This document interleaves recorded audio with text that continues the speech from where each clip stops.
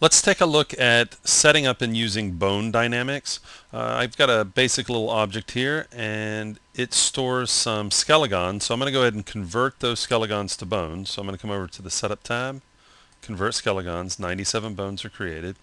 And with bone x-ray on, we can see in there. And actually, because of the color of the bones, I'm just going to go and change the surface color. We'll go with a light color here. Okay, so that we can actually see the bones much easier. Okay, so now what I want to do is I'm going to throw a collision object, throw some dynamic objects in here, and have the bones interact with those objects. So what I'll do is go ahead and set up an items, add dynamic object, collision. We'll add a collision object, and I'm going to size it up, and we'll keep the default settings on that. I'm going to move it down just so it's below this little octopus. Okay, something like this. And now what I want is I want the tentacles, I want this octopus to interact with this collision object. Now I could apply cloth effects and have it affect the geometry, but I can also have the bones have dynamic properties as well. And to do that, I need to add IK booster to this object. I'm going to go over to the Modify tab, click on the IK boost tool, and then I'm just going to right click and choose Apply IK booster. And what I've done is I've added IK to the entire, let me go out of that mode, and I've added IK to this object. But what I want to take advantage of is the dynamic properties of IK Booster. So what I'll do is come down here to the IKB menu. Okay. Now what I can also do is open up the dope track, and the IKB menu will be here. So either way, it's the same menu. I'm going to choose Bone Dynamics to activate Bone Dynamics. And let's go ahead and just see what the default looks like. So I'm going to go to IK calculate to calculate.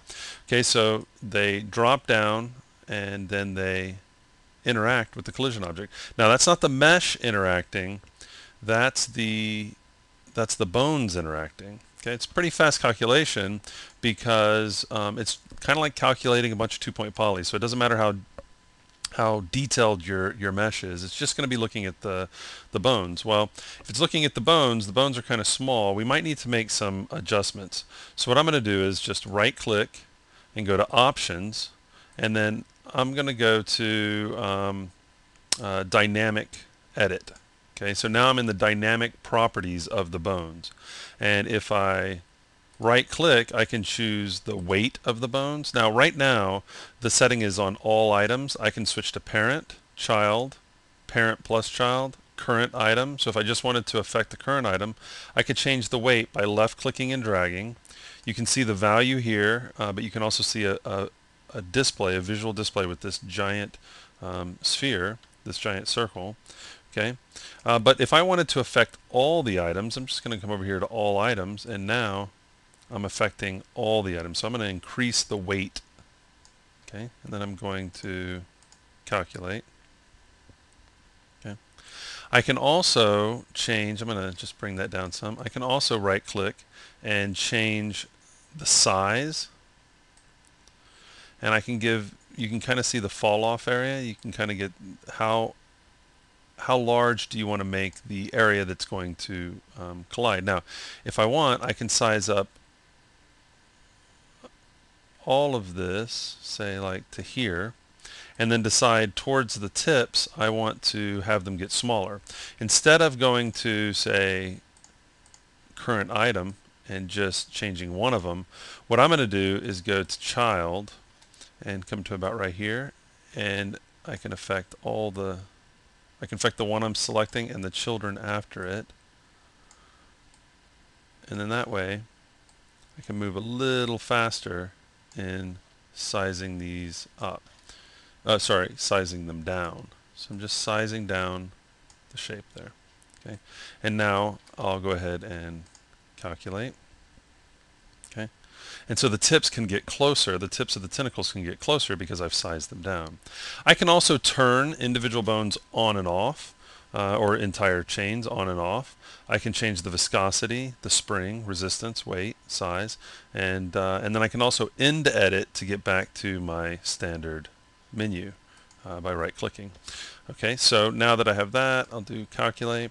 Now, it's not limited to just collision. We can throw wind in there.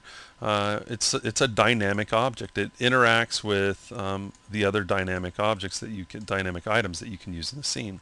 Now, one thing to note is that when it does the calculation, it's baking the frame, so you get a keyframe on every frame, and that's something that you're going to want to know because it's not just setting individual keyframes. It's the equivalent of using dynamics, where dynamics, when you save out an MDD file or a BDD file, you're saving out a baked motion, a baked displacement, because it's going to have a keyframe on every frame for every point. Well, this is a keyframe for every bone. Okay. So let's just do one last thing, just so we can see it. I'm going to go over to Items, Add Dynamic Object, Wind. Okay, and I'm going to throw wind in the scene. I'm going to turn Fall Off mode to off, and then I'm just going to have it pull to. I'm just going to have it pull to the side. Actually, I'm going to increase it pretty large. We can fine tune it so that it doesn't collapse in on itself, but I am going to just force the wind, just to 200, just so that we can see it in action. Okay, and I'm going to, now if I wanted to keep all those keyframes that I had before, I'm really going to want to save off my scene, because I'm about to overwrite them when I do a calculation. And it looks like we're going to need a little more strength here. So I'm just going to crank this up. And I'm going to give it a little bit in the Y. And for power, I'm going to go 600. And calculate. And you can start to see it's pulling. So we can have collision and wind. So if you wanted to, you could have ponytail on a character, and it could collide up against the character, and then it could be blowing in the wind, and just the same things that you would do with cloth dynamics. Just think of it that way. You'll do with bones, and the bones will be what's being calculated, not the geometry. Okay, so you could always set this up with a low-res character or a low-res object, or just lower the subpatch level, just so you can see what's going on. It's not going to affect the calculation time at all. You can always swap out the characters because it's all saved to the bone. And once you've got it baked, all that information is there, and you don't even need to keep IK Booster, because you've baked all the information for the bones.